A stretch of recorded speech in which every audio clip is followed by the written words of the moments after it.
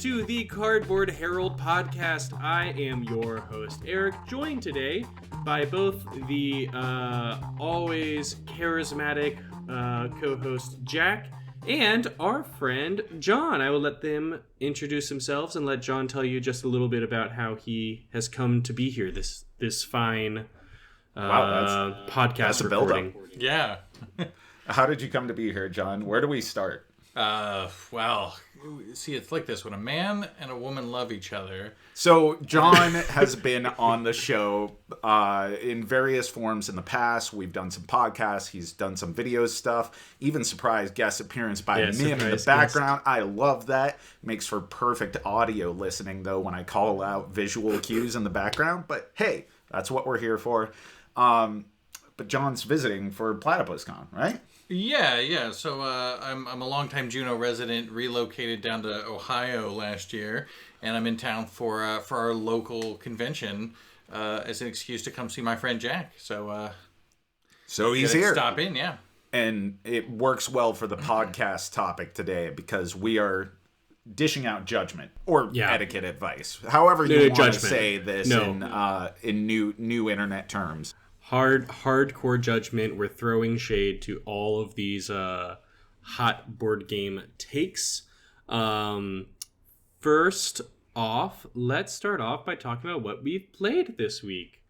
John, as the guest, why don't you start? Any particularly interesting board games you've gotten to the table this week? Yeah, to be honest, I'm a little behind on getting the hotness played, so I'm getting a little caught up. Been breaking out a lot of games like Leviathan Wilds, yeah. Leviathan Wilds. We got some games of the Lord of the Rings trick-taking game. Yep. Some delving. There was delving because if you beat Shastar the Great, that's a delve, right? If anybody hasn't seen it, go see Jack's review of Kinfire Delve. But that and Boblins, Goblins, and Boblins, the Rebellion of Boblins Rebellion. I have some stuff coming out on that, and it is unhinged and weird and engine building and delicious. Yeah, that was a good one. Awesome. Yeah. We have PlatypusCon coming up here shortly, and I imagine that we'll have some sort of dedicated podcast to do based off of that. But are there any games that you're like hot to play at PlatypusCon? Honestly, no. It's a good excuse to break out something that I otherwise wouldn't. Last year, what was our hot one for last year? We were a little behind on getting to it, but Ankh. Yeah, Ankh was sweet. Just something that we just didn't have the opportunity to play any other time, but they've got such a massive library that it's a good time to dip into those. That's weird that it wasn't Gangs of Junkyard City. It's just interesting that you played that game and then that just wasn't on your list. So weird. I mean, that was kind of by like a no-name designer. Yeah. Can we name drop? Can we name drop on this? Can I like just casually be like, oh yeah. I think so. Well, John D. Clare, famed designer John D. Clare, is the like guest of honor at the convention this year, and I was already trying to schmooze with him to talk about playing the new Mistborn game that he designed, which is really exciting. I'm hyped for it. I'm reading through Mistborn right now. I'm really excited to play it. This is going to just Sander Lance straight into a Sander cast. That's what we're going to do.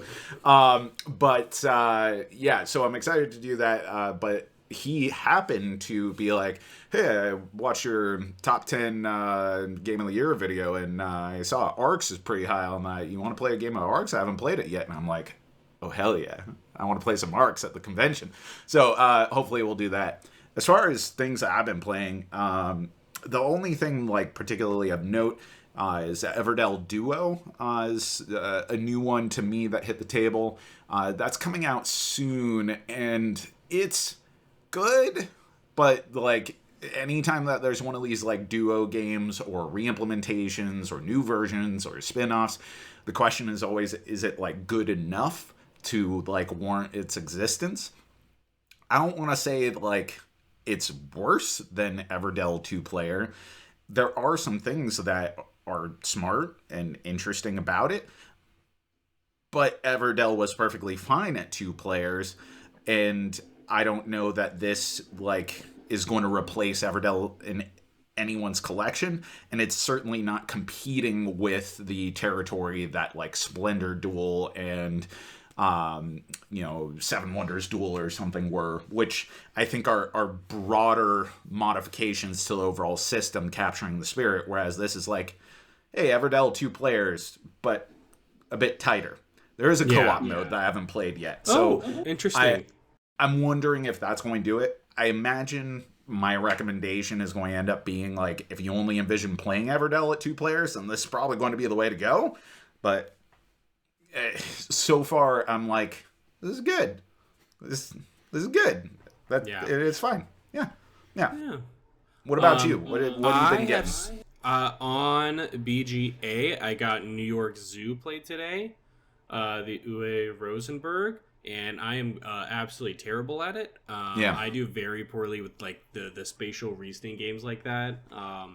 So I not very good. It's a solid game. It's not the game's fault. I am just bad at it, and I understand that, and that's fine. I also was inspired by you a couple, I think it was 2 podcasts ago, talking about playing Spirit Island. So I broke that out. And played some spirits that I haven't played. I mean, I also... Did you do two-handed solo? Yeah, two-handed solo for sure. What spirits hit the table? Grinning Trickster, Stirs Up Trouble, and I'm forgetting the Mist Guy. Mist Guy? I like Mist Guy. The Mist Guy that's like the ghostly spirit that has persistent damage. Oh, that was cool. Yeah, that one was Grinning really fun. Trickster is interesting too. I mean, it's got a lot of random stuff, but it also has like, I don't know, it's like wild magic, the spirit, right? Yeah. I felt like there was some nice synergy because they, with the minor powers, could do like one thing of damage and then it would just stay, which was really nice. And then also randomly during the game with the events, the invaders had the invaders had 1 less health for like a cut. Like it was like 2 rounds back to back between fear cards and then an event card. And so it's like, oh, I'm knocking out all of these cities, all of these towns. So it was a nice. It's because they were already injured from the Ghost Man. Right.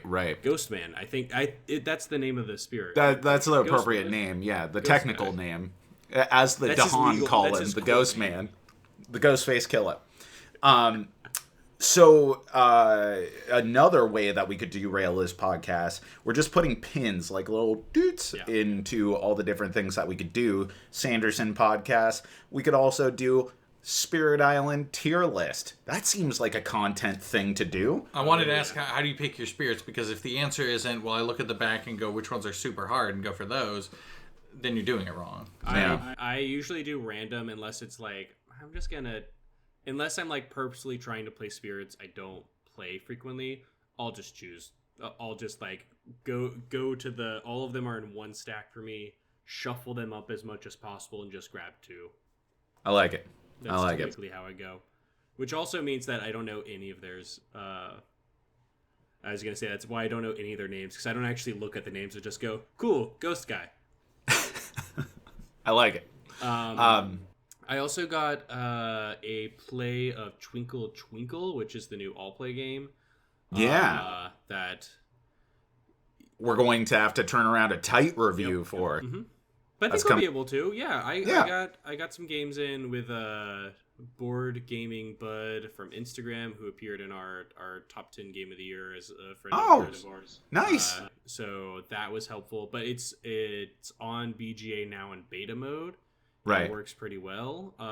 It's really nice. It's definitely lighter than I was expecting, but what I can say about Twinkle Twinkle is I was invited, or we were invited to play some of All Play stuff, and during the scheduling we were able to make a slot either for Alibis or for Twinkle Twinkle, and just based off of the name and the airest description. I was like, I don't know, alibis, because I was like, twinkle, twinkle, I don't know. I try to not be overly judgmental, but when I sat down at the alibis table, I looked over and I was like, what's that cool game over there with the acrylic tiles and everything? It was Twinkle Twinkle, and I'm not saying I'm regretting the choice, but my interest in Twinkle Twinkle went up dramatically when I saw the visual. I think it's clearly far too late for this. I would love if they changed the name, because it what are makes you it seem talking like such about? a different game than it is. Vast changed names. Like the flagship game of Leader Games changed names from, oh God, what was it called? I kickstarted that game way back when, and it was originally called something else and then changed. It was like Glimmer or Shine or something like that, but they ended up deciding they had to change it for like copyright purposes. And so they went with Vast, and then I was like, okay, cool. And I think that became the genesis of their 4-letter name routine that they went with. I think, again, let's just go into more sidetracks. I think as a board game designer, I should really start just really honing in on a design that will have a 4-letter title, just so that I'm not like excluding a publisher. Yeah, exactly. Because if I have a board game that isn't a 4-letter title, I'm excluding Leader Games entirely as a chance to be a publisher. So I think that's one of those things that whenever you go to a workshop, they say like, first things first, solid name. Design for title. Don't title exactly. first. Mechanics last. At this point, flip through the dictionary, find a word you like, and make a game about it. Yep. Yeah. And also commission all the art up front before you make any pitches or anything like that. We are building this house roof first. I love it. And that's just the way it's going to be. I think if you're gonna pick a good name that's an all-purpose, you need to go ahead and throw in that colon. It's 4-letter word colon something elaborate. Yeah. That way you've got both audiences there. You could drop the colon, get in with Leader, but if Leader does it. Leader does it. Arcs, conflict and conquest and the Reach. Okay, so there you go. Title. So anything after the colon is free gratis. Yeah. I love when board game publishers have very strict, rigid rules about something that seems otherwise innocuous or inconsequential, like board game tables or all play has like we will not have more than a single fold pamphlet and rules. That was like one of their stipulations. You could have 4 pages altogether. Front, middle, back, and that's it. And when they talk with designers, when they talk with developers, they would be like, "Yeah, I know. It would be great if you had another page to explain this a little bit more, but that's not us." But yeah, I think that's what I've gotten played this week. It's been some nice cozy games in VGA and then in person. As far as our podcast theme, it just seems really great that John's here for this one, because there's a lot of hot takes in here. I know, right? He said that a second time. I'm like, which side of the am I on? I was going to say these are a lot of hot takes, and you at PAX Unplugged were like a hot take generator. Like you would say something and be like, this is a very firm stance, and this is a hill I'm dying on right now out of nowhere. John shoots from the hip, and he doesn't always hit. But man, is it impressive to see it unload. I am your... I regret everything I just said. Yeah, Kirkland brand Larry enjoy David here. I have strong opinions about things that don't matter. So, you pitched this. The AITA, the Am I the Asshole? I don't know if you're going to beep that or not. This is your podcast now. We're figuring it out. But AITA, and because I'm an old person... I'm familiar with it, but I really just think of this as like the new millennium etiquette questions, right? You know, like the writing into your newspaper and being like, "Dear Susan" or "Dear Abby," you know, am I a complete unhinged jerk for doing X, Y, and Z? Well, that's what we're trying to evaluate. Yeah. Both in submissions and some of the ones that you found kind of spicy on the internet. Is that right? Yeah. So, well, the term AITA, I don't know if we're gonna bleep it, so I'm just gonna. Maybe I'll just avoid trying to say the term entirely. We'll sort it out. Okay. Well, I've already given it the elaboration. Am I the aardvark? We'll say. Am I the aardvark? The other one that I see online, especially on Reddit, that I look at sometimes is am I overreacting too? Yeah. Because it's really just trying to better. gauge like, am I having the appropriate response, or maybe I'm just being overly emotional about something that if I step back, there's a better explanation for it. But, am I overreacting or not? I think that's a good way of doing it. But so like that, I feel like really not entirely, but that's a huge community on Reddit is just, am I overreacting? So I thought of going through the board game Reddit and also going through the AITA Reddit and just searching board game to see what came up. And you pitched board game etiquette as a podcast topic, and I felt this played right into it because it's essentially what this is. So I have 2, 3, 4, 5, 6, and then we also asked our listeners and got some sent in. I ordered the ones I found on Reddit in I think least spicy to most spicy question. I think you just need to lay it out there. But I am going to, because clearly we are always going to be looking for content, right? Hashtag content. Yeah. You know what? I'm going to say it right now. If anyone ever wants to send in a Dear Harold, we can have a Dear Harold corner on the end of any future podcast episode, or we can tackle it in shorts or something. So lay it on us. Give us the Dear Heralds. But yeah, let's proceed with what you got. So first one is a post on Reddit by Kim Taehwa, and it is, am I overreacting for not wanting to learn and teach a regular player's game for them? And essentially the post, which I'll summarize here, is they go to board game nights frequently. They have some friends who play in the board game night regularly, and the original poster is the one always having to learn and teach the rules, even if it's not the game that they own. So when they show up to a game night, they are given the rule book to start off, and they have to learn the game while people socialize, is essentially the question. Oh, I picked up what you put down, John. Do you have some thoughts on this? You're a learner. You're a learner, teacher. You're the Uber gamer of a group. It's going to be the common theme for most of my answers when they're well thought out. Is going to be, look, is that what you signed up for? Because if that's what you enjoy, and I do enjoy teaching games, and I do enjoy learning new games. On the other hand, I would instantly become annoyed if you showed up with a game that you specifically wanted to play on the premise that I would learn it first in that moment while you get to go have fun and socialize. You want to send me the title of your favorite game now, I'll look up the rules online, I'll learn them ahead of time, I'll be ready to teach when I get there, but don't expect me to sit quietly and read the rulebook while you hang out with your friends. Yeah, definitely not that. I showed up to actually play a game, so, don't just spring that on me. But also, you know what?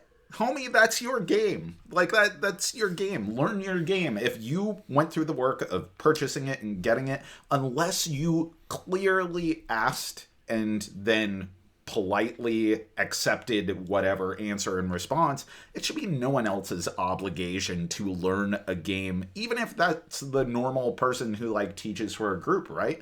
I go to public game night here in Juneau quite a bit. I have had people who have been like, oh man, I saw this game and I picked it up because I was really excited, but they're newer to board games, right? And then they start looking at it and they're like, oh geez, this looks like a lot. And then they've been like, Jack, this ended up more complicated, and you've taught every game that I've learned at this point. Is there a chance that, you'd help me through this? I get that. But if I was like, I just got a lot on my plate over the next couple of weeks, so if you want to get that played, we're not playing it, and they had some out-of-pocket response, I'd be like, forget you, man. Come on. It's like Spider-Man says, everybody gets one. If you come to me, if you're new to gaming, in the case of a new gamer, if you're new to gaming, you come to me and you say, hey, can you teach this game? I bought it and I'm in over my head. Sure, that's your freebie. But maybe you shouldn't be buying board games if you're after that. If you realized you're in over your head, maybe let your friends buy them since you're not willing to learn them. You are not the aardvark. My take on this, and then I'll summarize the comments in response to this post. My take on this is actually, if they have attempted to learn it and just are not able to, and I have the time to, sure, that's a thing that I would do. And as long as they're like being grateful. I think the thing about this is also like some people are not able to read rule books and actually comprehend what's going on. That's just not the way that they learn. At the same time, there are so many learn to play videos on the internet that if that is the tough part, is that you're not able to read a rule book, it's kind of back on them to take the onus to learn. I think in this one, not overreacting would be my opinion. The opinions of the comments are pretty similar to us. There's a lot more nuance with some of these answers, which are... But the internet isn't for nuance. Come on. The internet isn't for nuance. There's some... Also note, just so we're clear, we've got a clear signal here. I got the judgmental crossed arm thing going here. This is your clear signal that, wait a minute. You're going to tell me reading rule books is hard, but then you went on to say videos. I was like, that's exactly what I'm thinking. If your excuse is rule books, go watch a video. There's so many other resources for how to learn a game now. Yeah. Well, I went ahead and pulled up your next one here, and I love the title on Reddit. So this is from user Electronic Snow 6489. AITA for trying to win the board game. So long story short, this person's playing Ticket to Ride, and it looks like they were playing with their family, and they scooped a necessary route that someone else was clearly working their way towards. And this is one of those things that comes up in Carcassonne, it comes up in Ticket to Ride. In a lot of games.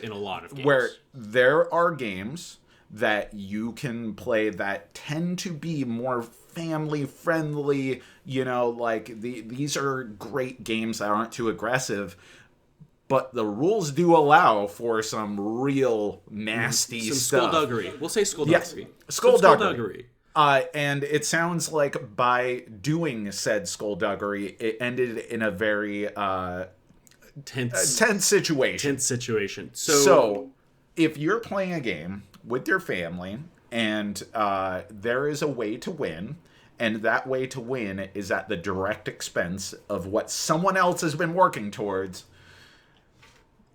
What do you think? What's the etiquette there? Did you break an unspoken rule? Okay, so can we qualify this with who? Because I'm seeing 6-year-old daughter. So who did he snipe the win from? Because it's a very different circumstance there, and we won't get into parenting advice here. It's a philosophical difference. Are you trying to teach the kid a lesson or not? But is this the wife he sniped, or is this the kid? The wife. This is the wife, and she is an experienced Ticket to Ride player. She plays a lot on her phone. Then snipe. Yeah. Because if you're playing a competitive game, you're there to compete. Now, there are certain games that there are actions that are detrimental to other players, remove their ability to have fun, and don't necessarily serve your goal. Those might be considered, okay, well, maybe I don't want to do that. A classic example I'd use is, okay, maybe we don't break out your land destruction deck, with a brand new Magic player or something, right? Right.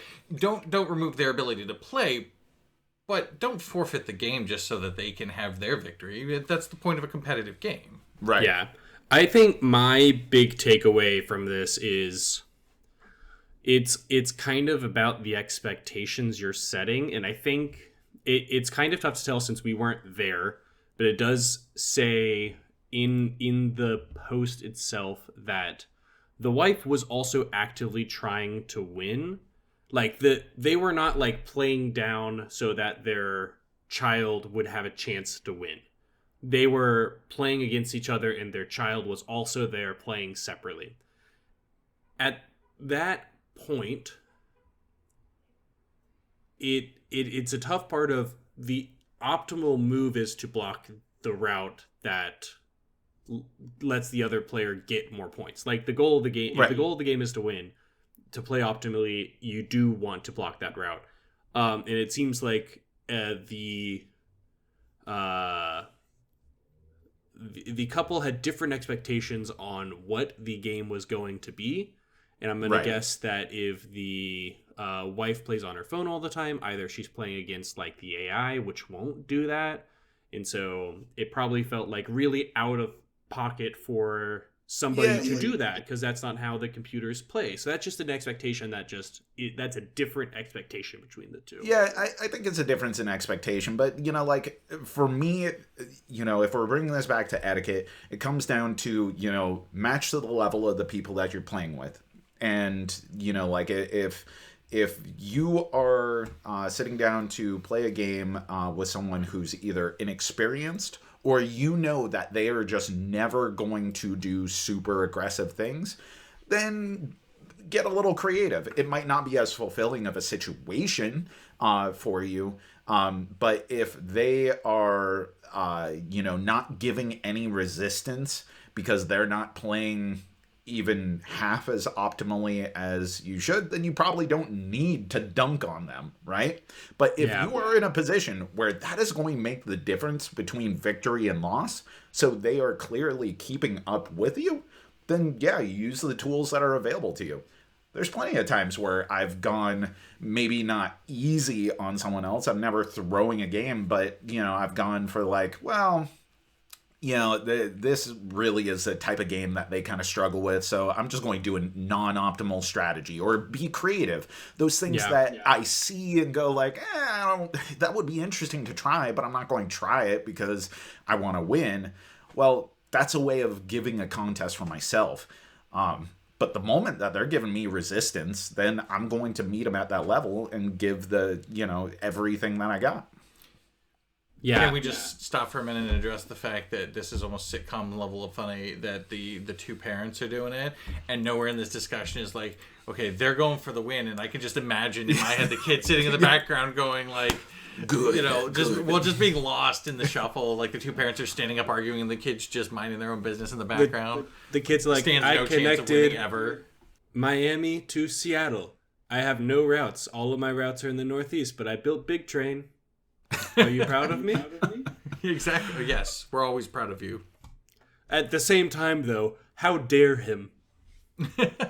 Honestly, the fact that one person is upset tells me that victory was important to them, and that person needs to take a step back and take stock of the fact that, well, if victory is important enough to them to get upset, then shouldn't they also assume that victory is important to the person who sniped it, who took the route?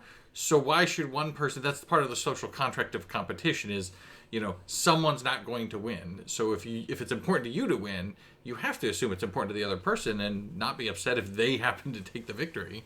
Yeah, totally.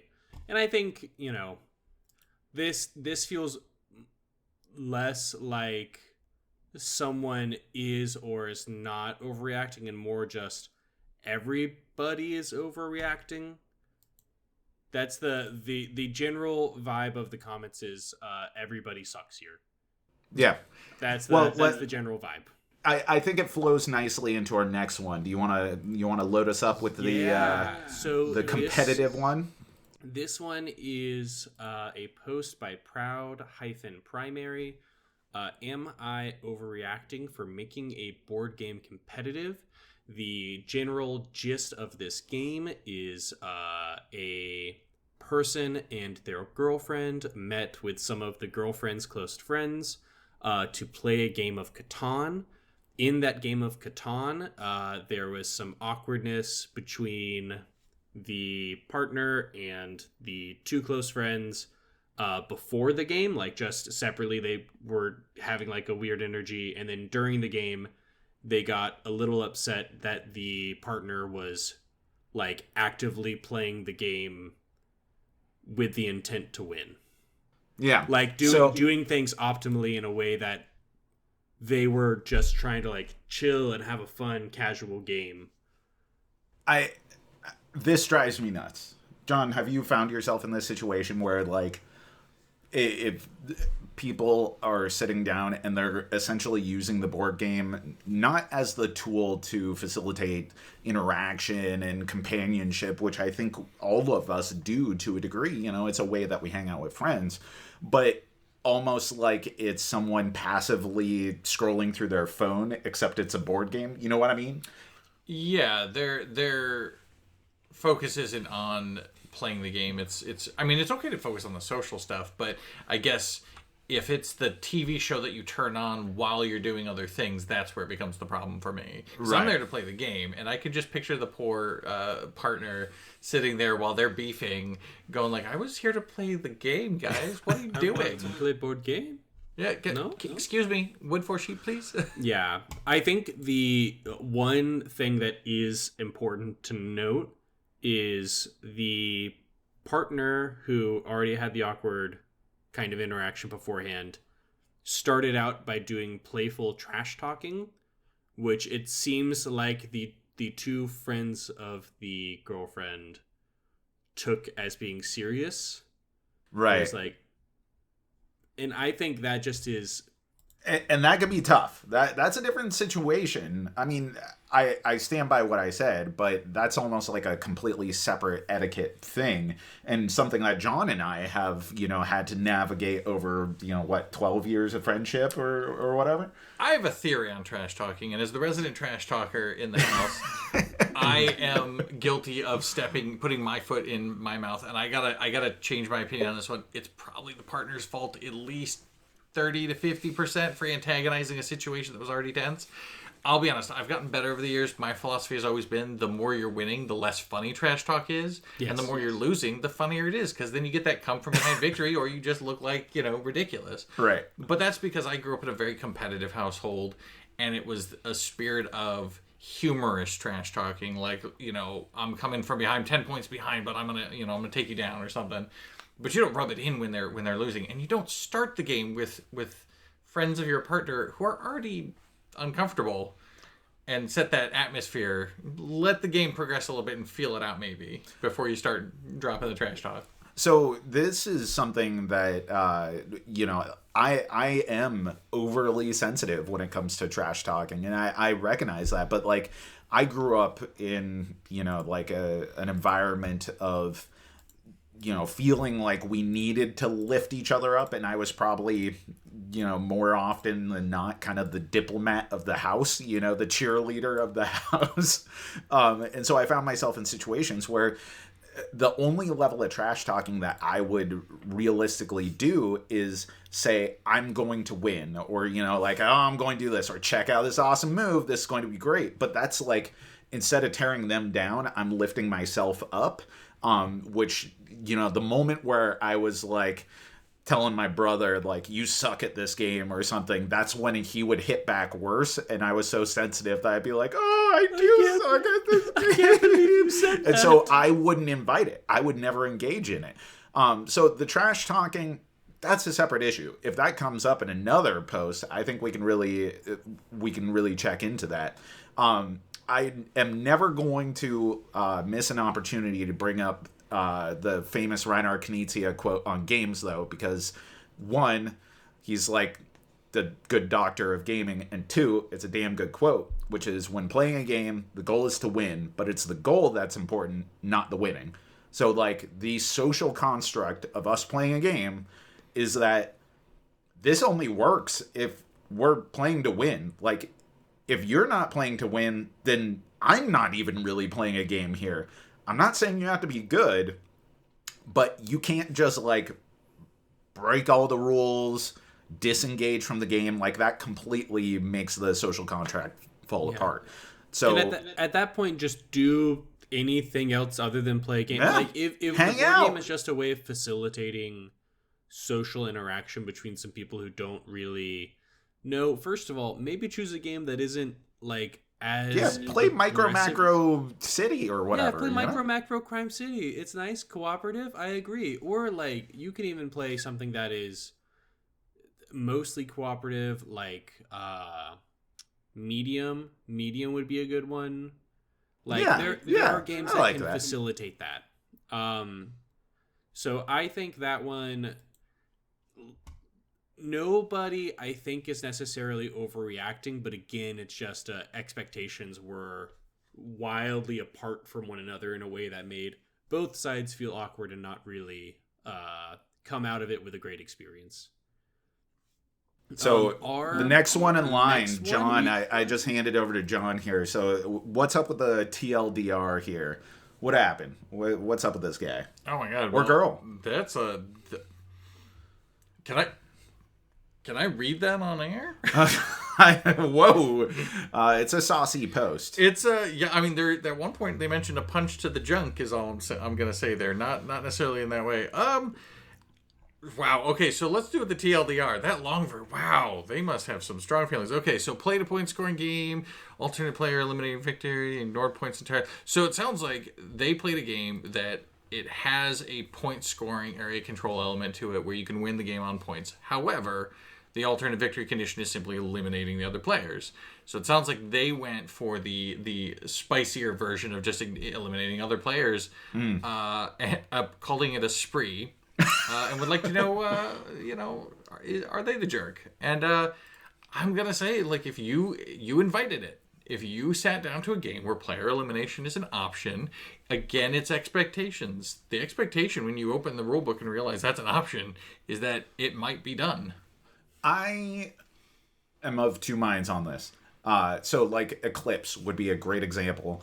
If there was someone who was like my neighbor and to their detriment, they were on a spree because they were like, there's a gambit that I might win if I take this other player out, but they are leaving themselves vulnerable and taking advantage of the other players, knowing, well, they're never going to do this to me because this is a big jerk move, so I'm going to, mercilessly attack my neighbor. There is a social dynamic where if I were the person getting wiped out, I'd probably be like, what the heck? Yeah, I signed up to play like a 3-hour game, and if I had gone to round 3, then I would be maybe not winning, but at least able to defend myself. But because there's a couple players on the sidelines who are like, well, I'm just here to build. I don't want any part in this. One player felt like they were entirely empowered to destroy me.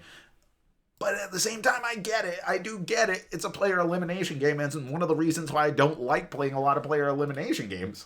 Isn't that kind of why, because human nature is what it is, and that kind of why the game design has moved away from that as a strict qualifier for how to win? But the other thing is okay, so I agree.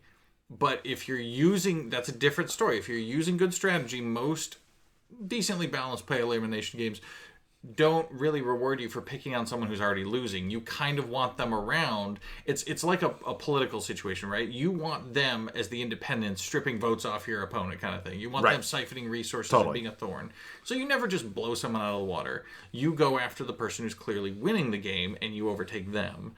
If you're just sitting there picking on them because you enjoy eliminating players, that might be a jerk move. And it goes back to look, are you going to stone rain all my lands? Are you going to play a game where you eliminate my ability to play if it doesn't explicitly win you the game right now? If I have to sit there for 3 hours, that might be a problem. I think in some additional context with this game specifically is it's Warcraft, and it seems like I have not played it. It is. We played it. We played Warcraft. It's been a day. There are two sides, 3 players on each side. One of them immediately out of the gate went for the player elimination strategy. Like that, instead of like building up a base and then going attacking later, was like, I'm going to rush you down before you're able to build your base up and build your engine up in hopes that I take you out before you are able look, this is even better because it's related to Warcraft. And it sounds like maybe this is World of Warcraft because that had the kind of like team versus team which I have played, but I was thinking of the Warcraft, which is kind of based off of Warcraft 3, which was also cool. But I played a lot of StarCraft. Listen, man, if you're sitting down to play StarCraft, you may really love the ability to build up your empire and everything, but if you're not prepared for a Zerg rush, that's on you. Like, at a certain point, if this is a game that has the possibility for that, and it's a game that's worth its salt at all, then they can't do that in one fell swoop. And unless you have some social agreement beforehand, like, hey, no Zerg rush first 10 minutes or something like that, then they're just playing the game.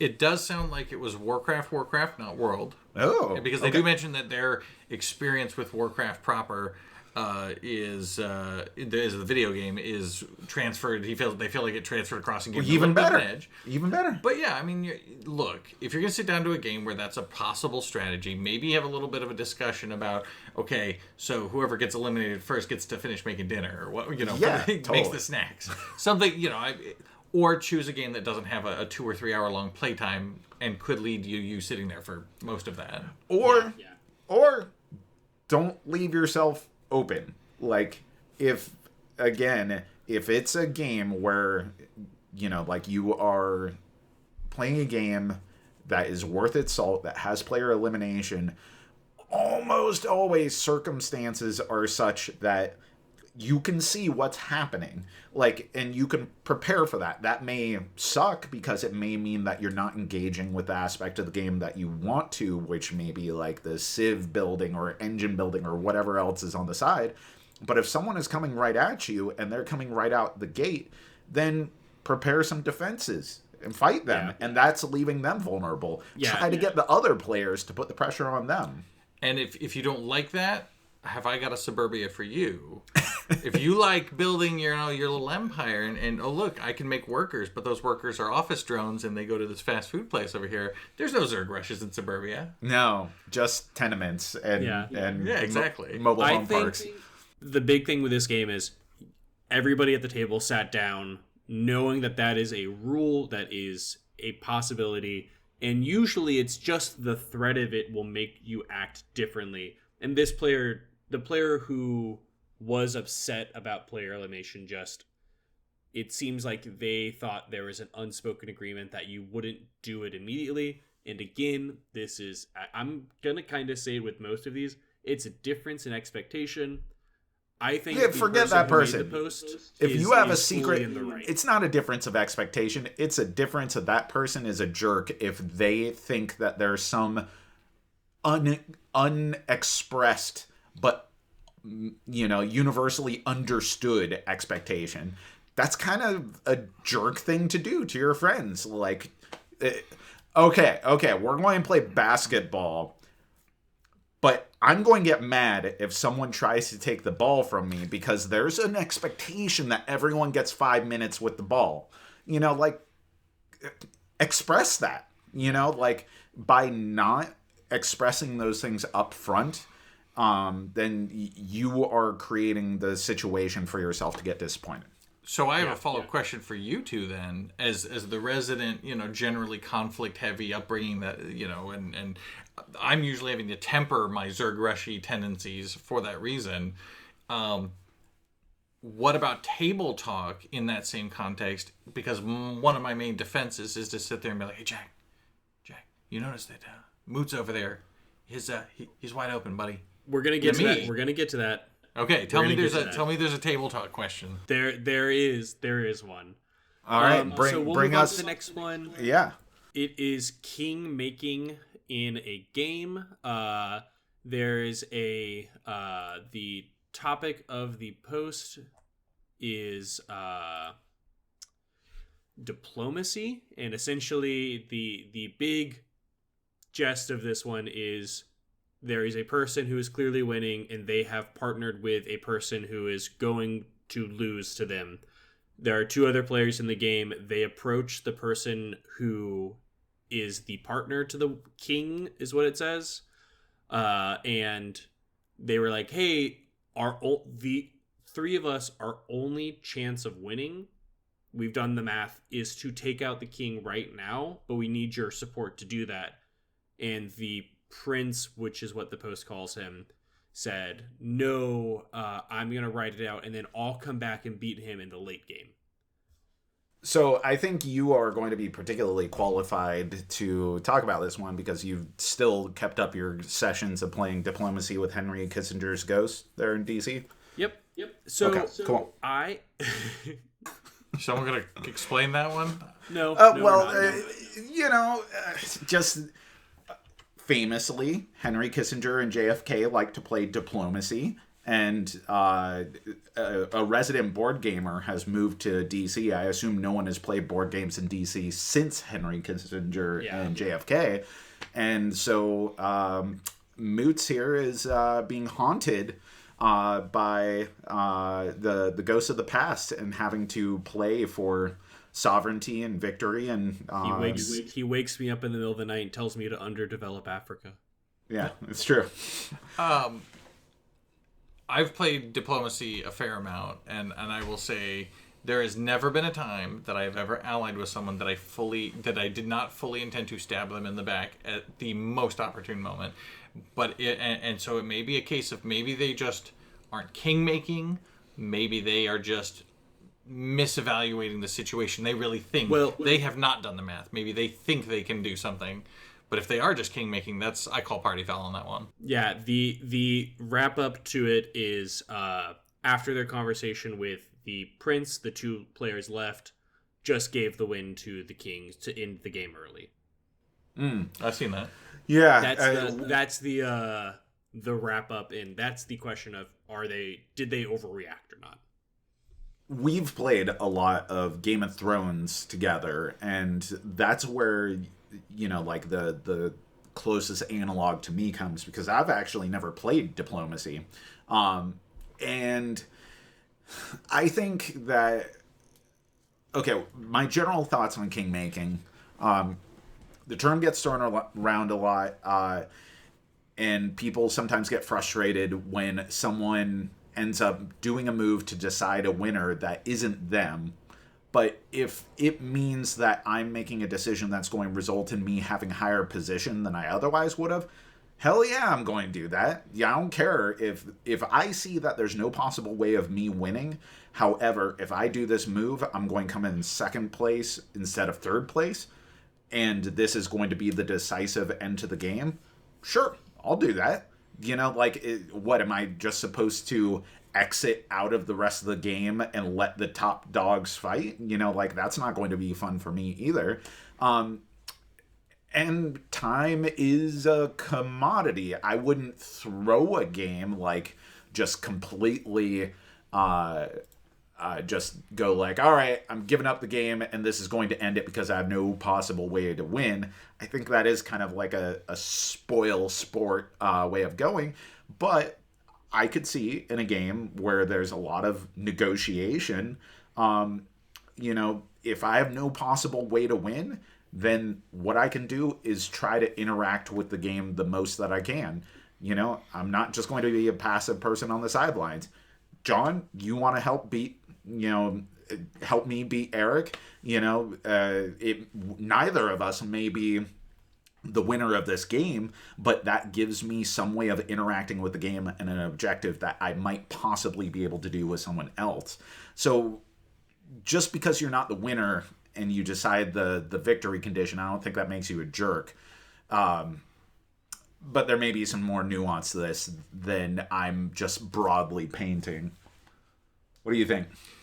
I think a lot of it comes down to motivation. I actually haven't ever heard it put that way, and I think that's probably a good one, because I think my question is, well, if I'm definitively in, say, third or fourth place, what is my objective now for the rest of the game? If I know I can't win, do I play the neutral party? And I think the answer to that question is, which is a good one, is, well, you can set the personal objective of you should still strive to be, second place or third place, but if it doesn't advance your position, so kingmaking without motive, other than, well, I expected a significant other to be involved somewhere at some point. Well, no, I mean, that's one of the main kingmaking situations is let the partner win. If that's the goal, is just to advance the winner, then that's a party foul. But if you're actively still engaging with the game yourself, I think, and that leads to that outcome, I think that's totally fair. What if it's going to prolong the game by you not doing something, and yet you have a certain allotted amount of time? We have 5 hours tonight. We're at the 2.5 hour mark, and this is our once a month game situation. And I know for a fact that if I don't take action, this game, I'm not going to win, and this game may persist for another hour and a half. Whereas if I take action, this game may end now or within the next half hour, and there's still time enough to play another 2 hours. Does that affect your calculus at all? How believably can you fib and say it was for other reasons? I love it. I think for me, my big complaint with this particular instance is it did not enhance their game state at all. Like, it was just them saying, okay, well, we want the game to end now. If you're not going to help us, there is no way for either of the three of us to win, because the two of us will be eliminated and he'll get our lands or something like that. And then you will just be along for another hour or so. It'll just be the two of you playing the game. I think that was maybe a party foul of, that's... It kind of sucks that that's what's happening, but you did just actively take away the opportunity for somebody else to win and just lost the game. Like, you didn't advance your state at all. In a lot of games, there is a sense of, well, I'm fully eliminated. There's no chance for me to win. I'm still interacting with the game. And we are down to like choosing one of these two players is going to win based on my action. And I have to choose somebody to win, essentially. And that's the game's fault. That's definitely like not frequent anymore, but there are like games, I believe there are games where it's the last turn, you two are tied. But there's no clean answer. Like, what am I supposed to pick one friend over the other, and you're like, oh, well, you're a jerk if you pick the other one. If no matter what I do, I am making someone win, then I'm going to take whatever action seems the most fun, the most lucrative, or even be like, you know what, it's their birthday was last week, so, there's no easy answer, I'm going to take it, or they earned it, they worked for it, or they were the underdog, I'm going to apply some metric. But if no matter what, I'm in the no-win situation where my final action is dictating whether one person or another wins, then I have to make some decision.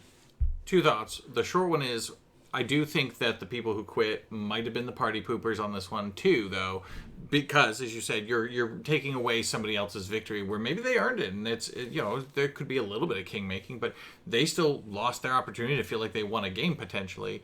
But that's very subjective, because I think it's acceptable. Like in diplomacy, I've seen a lot of diplomacy games forfeited. But usually it's you kind of let it get past a tipping point where it's very clear to everyone, and even the winner feels good, like, that's fine, concede graciously. But you do want to play it a couple points past the look, just because you're feeling like you're not going to win, give it a few more turns to let it really sink in that definitely this is what's happening. It feels inevitable. But that said, I've completely forgotten the other thing that I was going to say, which was, Well, we'll have plenty of opportunity for you to say things about all kinds of other things, because we actually got some listener questions on this. Did you curate those as well? I did not. These ones I'm just grouping based off of where we got them. So we're going to start with the questions we got from Blue Sky. You can find us there at Cardboard Herald. We should know these things off. Blue Sky is, we're still building there. So welcome to the ADHD moment in the podcast too. I just remembered what it was that I was going to say, which is that, like the who goes first rule, I have a very strong opinion on if you can math it out and it's all other things being equal, you don't stand to gain or lose anything. Your objective to go third or fourth or whatever. If you have no other motivation than I have to choose, I don't care whose birthday it is, flip a coin. Yeah. Let it be fair and random at that point, because at least then no one has to feel like, oh, well, I chose this person over this person. Yeah. Otherwise, I disagree. I respect your motives. I disagree. I remind me not to play with it if it's not my birthday. No. I'm not going to make my turn in a game decided by a dice roll. That takes away any of my agency. And the social element, the fact that I'm playing not with robots, I'm playing with people, I'm going to make decisions based off of people at the table. I hate that it comes down to, things that are kind of irrelevant to the game. But if I have to make a decision, I mean, maybe I might go like, sure, I'm going to flip a coin. But that would not be my default. I would try to suss out some reasoning for doing one versus the other. Yeah. Fair enough. Our first Blue Sky question, we'll move right along here, is from J. Sean Allen. Sean spelled Sean. And this is from a post that Jack made looking for our listeners' thoughts of am I overreacting? And this one is the issue of stopping the game to look up / debate rules. Some players are purists who are fine with that because it's important to them to get it right, but others at the table just want to keep the game moving. Who's overreacting? Yeah, I'm a rules guy. I don't like house rules. Like, if it's a cooperative game, then I'm going to probably say let's just kind of move on because we're all in this together. I mean, generally, if it's easily accessible, I'll look up rules.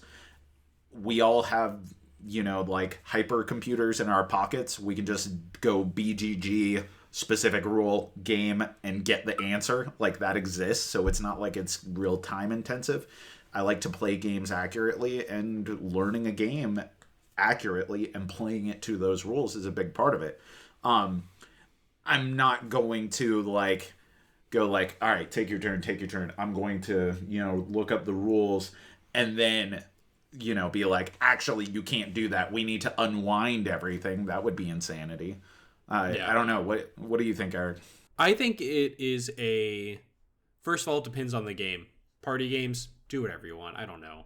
Live your dreams on that one. But if you're sitting down to play like a Dune Imperium and you have I'm going to do this, and somebody's like, wait, I don't think that you can actually send those troops into this battle because you just got them, which is not correct. I think that is an important thing too. Okay, well, that drastically affects the game. And this is also a game that takes time to learn how to play, and the rules are reasonably well designed for the heaviness. I think at that point it would be you are changing the rules in a way that will greatly benefit someone. Even if you don't know you're doing that, it can greatly change who has the chance to win based on how they've been playing. Like if you house rule and be like, oh, I'm not sure, let's just play it this way for this game and then we'll see how it goes.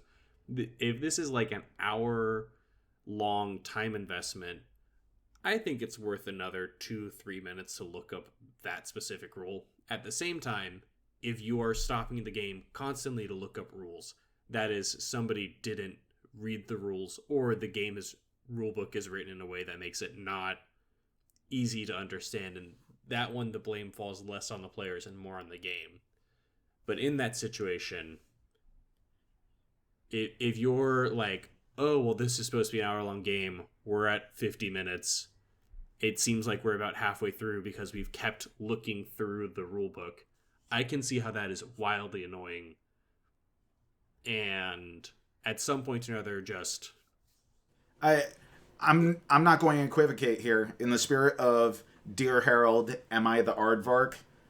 The aardvark is the person who gets mad at me because I want to make sure that I'm playing the game correct. I agree. Sure, there may be other situations, but aardvark is the person whining and whinging about actually wanting to play the game accurately. To the point that that the rule can be found. If the rule is written, if you find the rule and it's an interpretation question of how should we play this rule, and now we're diving into BGG forum, threads, and okay, what does the designer say? Look, I'll even allow a certain amount of that in a competitive game where it drastically changes. Okay, well, does this change the course of the game from this point forward? How will we play the rest of the game if we don't have an answer to this? we'll make a reasonable attempt to find an answer. And if we can't within a few minutes, then we'll go ahead and make a call that... And assumedly, you're making this the first time it comes up, not after someone's already played 4 or 5 rounds of and used this strategy and then said, well, I don't think we should be doing this. Okay, well, that's great. We can do it going forward maybe, but we're not unwinding. So yeah. I think there's a level of reasonableness to where we can call it and say, look, we'll research it after the next game, but we've made all reasonable attempts to find out the answer. Yeah, and I think that's a matter of rules judgment and interpretation versus reference. But if it's just, I don't want to open the rule book to find it, no, we're playing by the rules. All right, I think for time purposes, we're going to lightning round some of these. So I'm going to throw these out. John, I need to know, Lioness has asked here, saying a player declining to tally their score in a multiplayer point salad game where it's obvious they're well behind the rest of the group. So you just finished, and then you're counting up points, and someone is just kind of throwing a little tanty. They're like, oh, I don't want to count it. I don't want to count it. What do you think? I mean, poor sport. Like, yeah. You know, you knew losing was an option. Like, you know, it might be a little bit embarrassing, but at the same time, you know, if you can't stomach it, then maybe you don't really want to play games with these people. Yeah. I think there's a difference between just being able to confidently, you know, like, I concede the game. Like, we both have Magic backgrounds. Eric, you played a lot of Yu-Gi-Oh! You know, like, if you're playing a game and it is clear that you've lost, there is a sportsmanship element where it's like, all right, good game, I concede. But, you know, like, if maybe it's clear to you, but it's not clear to everyone else who the verifiable winner is, then count the ding-dang points. I don't want to have any of this, like, election fraud judgment, you know, doubt down the road because he didn't count the points. I think that it depends on the game group. If you're, like, playing with some people who are newer to board games and they're like, oh, I can just look at the board and see that I lost by a lot. I want to kind of save my ego to not know how much I lost by. It kind of sucks, but I think you should still tally up your points. I don't know. That one is also, that's where, to me, that's where it gets a little bit spicier, where it's, I don't know if that is a for sure, yes, I think you definitely need to count it up, because you want people to continue engaging in the hobby, and if they're, like, going to be so embarrassed by how much they lost by that they don't want to play again, that kind of sucks. At the same time, that is part of board gaming, and that feels more like a ego maturity thing versus the board game itself is not the issue. It is you feel embarrassed and you're not comfortable enough to accept that you are going to lose board games all the time, like frequently. If there's a big skill differential, I'll agree with you on that. Like a newer player to board gaming in general, or a really complicated game that you also have experience with, sure, you know that there's probably a disparity, and you as the experienced player aren't gaining anything by stomping them and their ego into the ground. I could see giving them a gracious pass on that first go, but they need to work their way towards, that can't be an every time thing. Yeah, because the question is just declining to tally their score, not like aggressively declining, which I think that wording gives enough vagueness of, are they going, oh yeah, you guys stopped me, it's I'm okay, you guys beat me by a lot, that's all right, versus, oh no, nobody even look at my board, I don't want anybody to do the tallying for me. Okay, I have a lot of opinions about this one, and I'm going to kind of shut up because I want to hear your guys's, and because holy cow, we got through actually a lot of these, but this is more of an etiquettes one. The Sludge Man asked us, a very appropriate name for this question. Yes. They went to a gaming retreat. There were 4 players at the table. 1 player was them, 2 other players perfectly fine, but 1 person had so much analysis paralysis that it was taking a game that might otherwise take like an hour to take like 3 hours. And when they tried to politely point it out, it exacerbated their stress and their anxiety so much and made it uncomfortable to the point where the person was taking even longer to play through their turns. So I guess we could distill this down to, what happens when you find yourself at the table with someone who is just taking way, way, way too long, especially compared to everyone else at the table. How do you handle that? And is it a matter of just learning to be more patient? Do you address it in the game, or do you address it afterwards? Go ahead.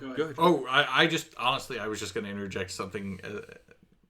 I was just going to say, coming from Jack the Box Cake Maker Eddie, this is an interesting subject indeed. Actually, to be honest, I've never found you particularly bad at the analysis paralysis, but I think it just comes down to, look, I don't think there's a polite way to escape it in the moment in that game. I do think you have to ask yourself, is this someone I want to play games with? Because you can't change the person. You can politely suggest things, you can recommend things, you can pick games that are maybe more suitable to that style. But at the end of the day, you have to ask, do I want to sit at the table with this person again if they don't change? Because I can't make sure that that's going to happen. That's not in my power to do. Yeah, I was going to say that there are a lot of older games, and I think modern games have grown out of this a little bit, but there are a lot of games that are really prone to, as Jack has been known for, box cake turns. What's all this? Box caking is a term that was originally levied at another friend, and Christina Eddie famously asked that friend, like, hey, are you going to take your turn, or should I go ahead and whip up a box cake while I'm waiting? And then that became the inside joke. I will occasionally take that long turn, and I will get threatened with box cakes, but that box cake terminology is thrown around at anyone who is taking a long time. So the Jack Eddie specific box cakes, yeah. Yeah. We're cooking here. But yeah, I think that there are a lot of games where that is something that is prone to happening because people are, if people think that they can math out their turn, they will try to. Because again, it goes back to, they are trying to play to win. They are doing it in a way that is not fun to other players, but they are trying actively as much as possible to win the game. With that said, people need to just maybe take a step back and be like, oh, the goal of the game is to win. The other goal of the game is to have fun. We are going to have more fun by playing 3 games in 3 hours than 1 game in 3 hours. Like, everybody's going to have more fun doing that. I go back to John on this one. The etiquette thing here, get through the game. Even if it's miserable, you'll find yourself in a lot of miserable experiences in life.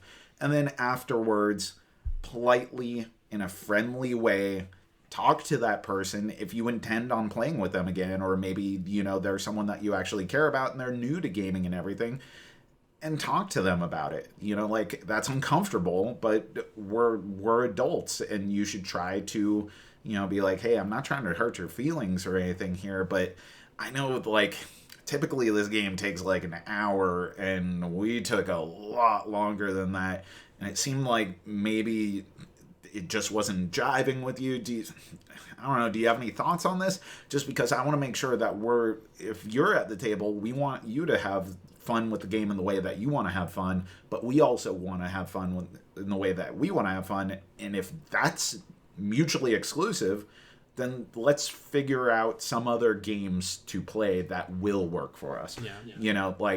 But having that conversation. And that sucks. Sometimes you have to do that. But, social anxiety or not, adults are probably better off actually addressing those sorts of elephants. Yeah. And there's a follow-up comment that I fully agree with that I think you two will also agree with, which is from VMCV2. It is... how much I feel you. In my opinion, she should speed up. In fact, I think most people have a too strong desire to win and thus tend to fall into analysis paralysis.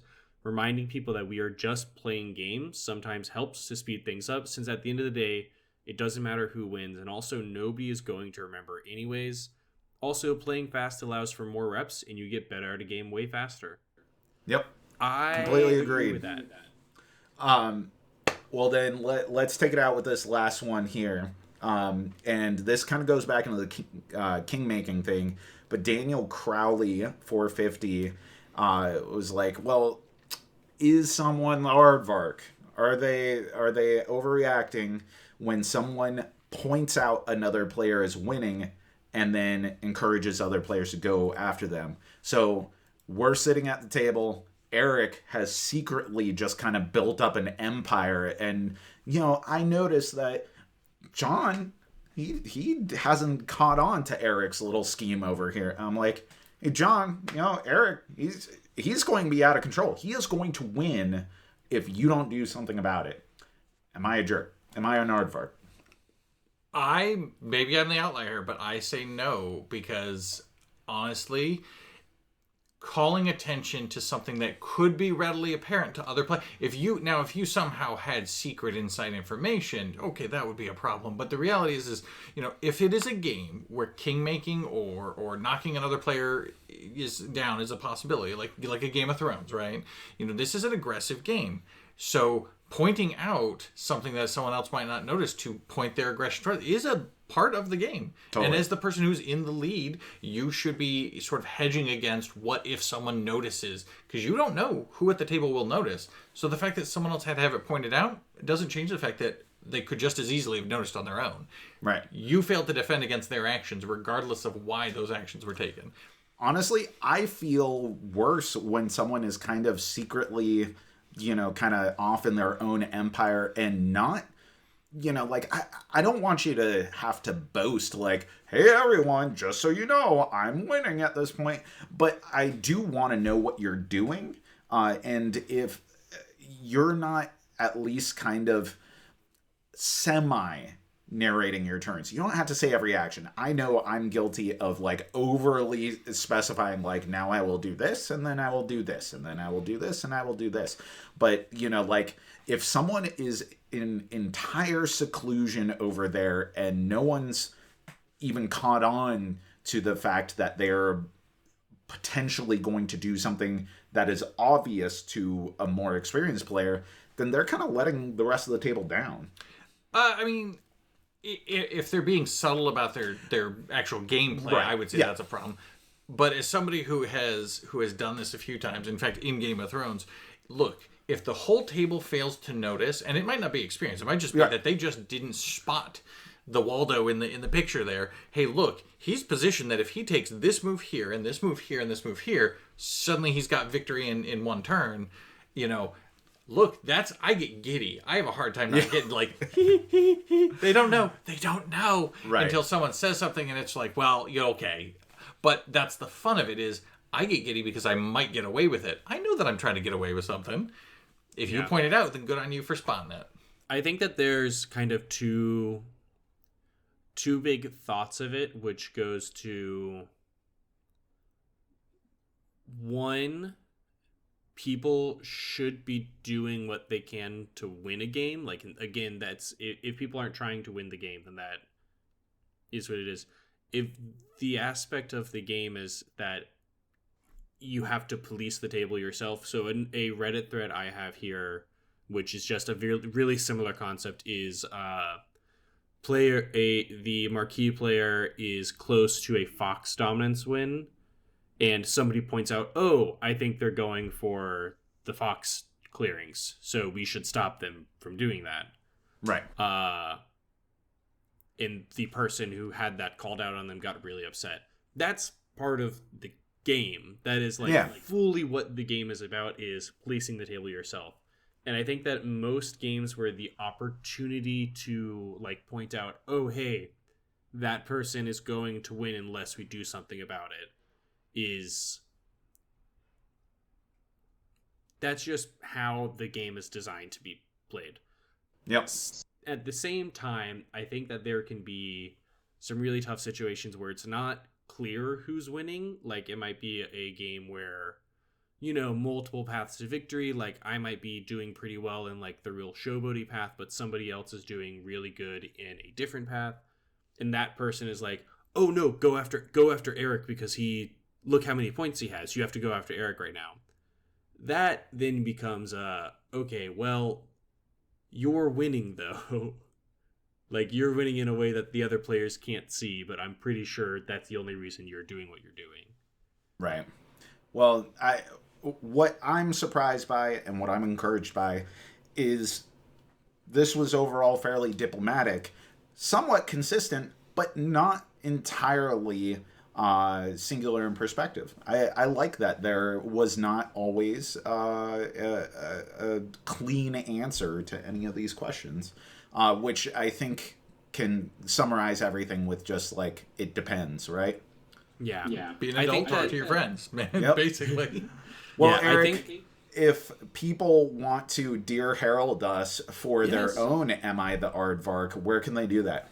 you can find us at cardboardherald@gmail.com or at our website, thecardboardherald.com, or on YouTube, where this video is being posted, or on Spotify, where this podcast is being posted, or Blue Sky. Blue Sky is also another social that we are on.